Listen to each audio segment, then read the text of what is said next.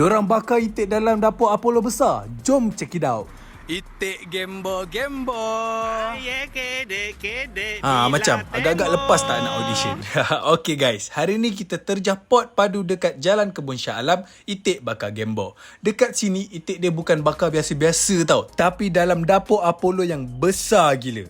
Bakar elok, bau dia pun dah buat perut lapar. Harga yang bermula dengan RM14 je, portion yang sangat power. Itik dia lembut, juicy dengan kuah dia yang manis, pedas dan menyengat. Bau itik bakar dia pun dah sampai lah. Apa tunggu lagi? Jom kita bedok. Rasa dia memang ngam gila. Itik bakar dia lembut, kulit garing, kena dengan nasi panas-panas. Memang terbaik guys. Alang-alang tu jangan lupa untuk order side dish dia, pisang goreng cheese. Dah lah sedap, topping dia tak kedekut langsung. Kalau korang dah datang Jalan Kebun Shah Alam ni, jangan lupa singgah itik bakar gembo. Apa pun makan dulu baru kamu. Jom kita.